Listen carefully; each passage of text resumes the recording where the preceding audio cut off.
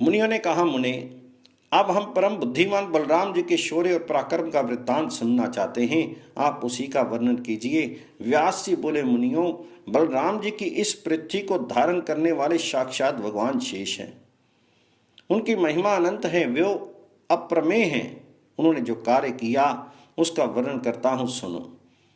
दुर्योधन की पुत्री कुमारी लक्ष्मणा संबर में जा रही थी। उस समय जामवती के पुत्र वीरवर सांब ने उसे बलपूर्वक हर लिया। ये देखकर महापक्रमी कर्ण, दुर्योधन, भीष्म और द्रोण आदि बहुत कुपित हुए। उन्हें सांब को युद्ध में जीतकर कैद कर लिया। ये सुनकर संपूर्ण यादवों ने दुर्योधन आदि पर बड़ा क्रोध किया और उनका विनाश कर डालने के लिए बड़ी भारी सेना तैयार की। तब बलराम जी ने यादवों को रोककर कहा, मैं अकेला ही कौरवों के लिए जहाँ जाता हूँ, वे मेरे कहने से शाम को छोड़ देंगे। तदनंतर बलराम जी हस्तिनापुर में जाकर बाहर के उद्यान में ठहर गए, नगर में नहीं गए। बलराम जी को आया जानकर दुर्योधन आदि कौरवों ने उन्हें गौ, अर्घ्य और जल भेंट किए। वे सब विधि पूर्वक स्वीकार करके बलराम जी ने कौरवों से कहा, राजा उग्रसेन की आज्ञा है कि तुम सब लोग शाम को शीघ्र छोड़ दो। बलदेव जी की ये बात सुनकर भीष्म, द्रोण, कर्ण और दुर्योधन आदि की क्रोध की सीमा नहीं रही। राजा वाहनिक आदि विकुपित हो उठे। उन्होंने यदुकुल को राज्य के अधिकार से वंचित जान बलराम जी से कहा, बलदेव, तुमने ये कैसी बात कह डाली? कौन ऐसा यदुवंशी है जो कौरवों को आज्ञा देगा? यदि उग्रसेन भी कौरवों को आज्ञा दें तब तो हमें राजाओं के योग्य श्वेत छत्र धारण करने से क्या लाभ होगा? अब तुम लौट जाओ। सामने अन्यायपूर्ण कार्य किया है, अतः तुम्हारे यहाँ उग्रसेन के कहने से हम उसे छोड़ नहीं सकते। हम लोग यदुवंशियों के माननीय हैं। कुकर और अंधक वंशों के लोग सदा हमको प्रणाम किया करते हैं। अब वे ऐसा नहीं करते तो ना सही, किंतु स्वामी को सेवक की ओर से ये आज्ञा देने की बात कैसी? हमने तुम लोगों को अपने समान आसन और भोजन देकर जो सम्मानित किया, उससे तुम्हारा अहंकार बहुत बढ़ गया है। इससे तुम्हारा क्या दोष है? हमने ही प्रेमवश नीति नहीं देखी। बलराम, हमने तुम्हारे लिए जो ये अर्घ्य निवेदित किया है, इसमें केवल प्रेम ही कारण है। हमारे कुल की ओर से तुम्हारे कुल को अर्घ्य देना कदापि उचित नहीं है। यो कहकर कौरव चुप हो गए। उन्होंने श्रीकृष्ण के पुत्र को बंधन से मुक्त नहीं किया। इस विषय में उन सब ने एक राय कर ली थी। वे सब के सब बलराम जी को वहीं छोड़कर हस्तिनापुर में चले गए। कौरव द्वारा किए हुए आक्षेप से बलराम जी को बड़ा क्रोध हुआ। वे घूरते हुए उठकर खड़े हो गए और पैर की एड़ी से उन्होंने पृथ्वी पर प्रहार किया।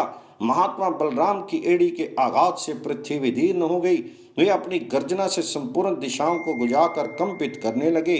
वे आंखें लाल लाल और भौही टेढ़े करके बोले, अहो, इस सारहीन दुरात्मा कौरवों को अपने राजा होने का इतना मद, इतना अभिमान है।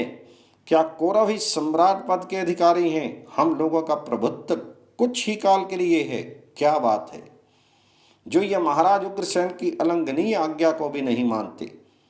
देवताओं और धर्म के साथ शचीपति इंद्र भी उनकी आज्ञा की प्रतीक्षा करते हैं। इंद्र की धर्मा सभा में इस समय सदा महाराज उग्रसेनी विराजमान होते हैं। इन कौरवों का राज्य सिंहासन तो सैकड़ों मनुष्यों की जूठन है, उसी पर इनको संतोष है। धिक्कार है इन्हें। आज से उग्रसेन ही समस्त राजाओं के भी राजा बनकर रहे। अब मैं इस पृथ्वी को कौरवों से हीन करके ही द्वारकापुरी में लौटूंगा। कर्ण, दुर्योधन, द्रोण, भीष्म, वाहनिक, दुशासन, भूरी, भूरिश्रवा, सोमदत्त, शल और अन्य कौरवों को उनके हाथी, घोड़ों और रथों के सहित मार डालूंगा और वीरवर सांब को उसकी पत्नी के साथ द्वारकापुरी में ले जाकर उग्रसेन आदि बंधु बांधवों का दर्शन करूंगा। अथवा देवराज इंद्र की प्रेरणा से हमें शीघ्र पृथ्वी का भार उतारना है, इसलिए समस्त कौरवों के साथ उनके हस्तिनापुर नगर को अभी गंगा में डाले देता हूं। यो कहकर क्रोध से लाल आंखें किए बलभद्र जी ने अपने हल का मुख नीचे की ओर किया और चार दीवारी की जड़ में धसाकर खींचा।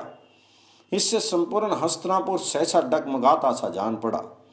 ये देखकर समस्त कौरव व्याकुलचित होकर हाहाकार करने लगे और बलराम जी के पास आकर बोले, महाबाहु राम बलराम, क्षमा कीजिए, क्षमा कीजिए। मूसल अयोध्या, अपना क्रोध शांत कीजिए और हम पर प्रसन्न होइए। बलराम, ये पत्नी सहित सांब आपकी सेवा में समर्पित है।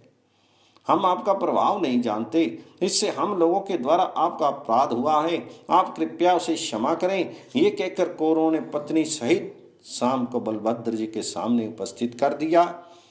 भीष्म, द्रोण और कृपाचार्य आदि बलराम जी को प्रणाम करके प्रिय वचन कहने लगे। तब बलवानों में श्रेष्ठ बलराम ने कहा, अच्छा, मैंने क्षमा कर दिया। इस समय भी हस्तिनापुर गंगा की ओर कुछ झुका सा दिखाई देता है। ये बलवान और शूरवीर बलराम का ही प्रभाव है। तदंतर कौरवों ने बलराम जी के सहित शाम का पूजन करके बहुत से दहेज और नववधु के साथ उन्हें द्वारकापुरी भेज दिया।